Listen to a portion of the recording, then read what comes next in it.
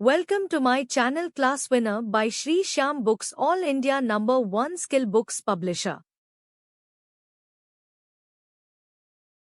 नमस्ते। चलिए एक ऐसे सफर पर निकलते हैं, एक ऐसा सफर जहां हर मोड़ पर, हर पड़ाव पर एक बिल्कुल नया, एक रोमांचक स्वाद सामने आता है। जी हां, आज हम भारत के इसी जायके से भरे खूबसूरत नक्शे की सैर करने वाले हैं। तो इस सफर का हमारा रास्ता कुछ ऐसा रहेगा। सबसे पहले हम समझेंगे कि यहाँ खाने में इतनी वैरायटी है क्यों।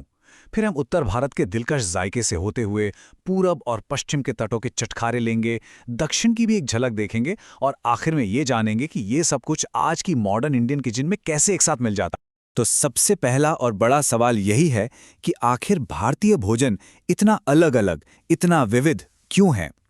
इसका जवाब न कई दिलचस्प वजहों के एक बड़े ही मजेदार से संगम में छिपा है। इसे हम 4 मजबूत खंभों पर टिका हुआ मान सकते हैं। देखिए, भूगोल और जलवायु से तय होता है कि किस इलाके में क्या उगेगा। इतिहास और जो विदेशी प्रभाव रहे, उनसे हमें नई नई चीजें और खाना बनाने के नए तरीके मिले। और जाहिर है, धर्म और हमारी संस्कृति ने खान पान की आदतों और त्योहारों के पकवानों को एक खास शक्ल दी है। और जानते हैं, इतिहास का असर तो सीधा सीधा खाने की थाली पर दिखता है। कमाल की बात है। एक तरफ है उत्तर प्रदेश का अवधी खाना, एकदम शाही, खुशबूदार।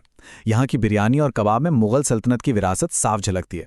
और फिर दूसरी तरफ चलिए, एकदम अलग गोवा का खाना, तीखा, थोड़ा खट्टा, जिस पर पुर्तगालियों का असर है। मशहूर बिंदालू जैसे व्यंजनों में ये स्वाद एकदम खुलकर सामने आता है। चलिए, तो अब हमारा पहला पड़ाव है उत्तर भारत, एक ऐसा इलाका जहां एक तरफ उपजाऊ मैदान है तो दूसरी तरफ हिमालय की बर्फीली चोटियां। देखिए, उत्तर भारतीय खाना अपनी शान और मजबूत स्वाद के लिए जाना जाता है। गर्मा गर्म तंदूर से निकली रोटियां, मलाईदार तरी वाली सब्जियां और भुने हुए मीट, ये सब यहाँ बहुत आम हैं। दूध, दही, घी और गेहूं तो यहाँ के कई व्यंजनों की जान है। और पंजाबी रसोई का दिल, वो है तंदूर। सोचिए, एक गोल मिट्टी की भट्टी जिसे 400 डिग्री सेल्सियस तक गर्म किया जाता है। इतनी तेज आंच पर नान जैसी रोटी बस कुछ ही सेकंड में एकदम खस्ता बन जाती है। और चिकन में वो खास धुएं वाला स्वाद आता है जिसे हम तंदूरी चिकन या फिर मलाईदार बटर चिकन में इतना पसंद करते हैं। एक दिलचस्प बात यह भी है कि पंजाब में पहले सांझा चूल्हा हुआ करता था, यानी एक ही तंदूर पूरे गांव के लिए, जो लोगों के मिलने जुलने का एक सामाजिक अड्डा भी था। अच्छा, उत्तर प्रदेश की बात करें तो वहाँ की पारंपरिक हिंदू रसोई में एक बहुत ही दिलचस्प बंटवारा है। खाने को 2 हिस्सों में बांटा जाता है, कच्ची रसोई और पक्की रसोई। अब कच्ची रसोई मतलब वो खाना जो पानी में पकाया जाता है, सादा खाना जैसे चावल हो गया, दाल, रोटी। और पक्की रसोई मतलब वो खाना जो घी या तेल में बनता है, जैसे पूड़ी, पराठे और मसालेदार सब्जियां। और हाँ, मीठे की बात तो करनी ही पड़ेगी। एक बहुत खास मिठाई है घेवर, जो देखने में बिल्कुल सोने के मधुमक्खी के छत्ते जैसी लगती है। पतले से घोल को गरम तेल में डालकर एक जालीदार केक बनाया जाता है और फिर उसे मीठी चाशनी में डुबोया जाता है। खासकर मानसून के मौसम में तो इसका स्वाद ही कुछ और होता है। तो उत्तर के मैदानों से निकलकर अब हम भारत के तटीय इलाकों का रुख करते हैं और देखते हैं कि देश के पूरब और पश्चिम में स्वाद एक दूसरे से कितने अलग हैं। पूरब में और खास तौर पे बंगाल में ज्यादातर व्यंजनों के स्वाद की शुरुआत होती है पंचफोरन से। ये जीरा, सरसों, मेथी, कलौंजी और सौंफ का एक जादुई मिक्सचर है। इन 5 मसालों को जब गरम तेल में कुछ सेकंड के लिए डाला जाता है ना, तो एक ऐसी लाजवाब खुशबू उठती है जो बंगाली खाने की असली पहचान है। अब जरा पश्चिम में महाराष्ट्र की तरफ चलें तो यहाँ स्वाद का एक अलग ही धमाका इंतजार कर रहा होता है। यहाँ मीठे, खट्टे और तीखे स्वादों का एक बड़ा ही मजेदार संतुलन बनाया जाता है। चाहे वो मसालेदार मारवानी चिकन करी हो, भरवा बैंगन जिसे भरली वांगी कहते हैं, या फिर ताजगी देने वाली नारियल की सोल कढ़ी, हर चीज में ये बैलेंस दिखता है। और गुजराती खाने की बात हो और नाश्ते का जिक्र ना हो, ऐसा हो ही नहीं सकता। यहाँ के नाश्ते को फरसाण कहते हैं।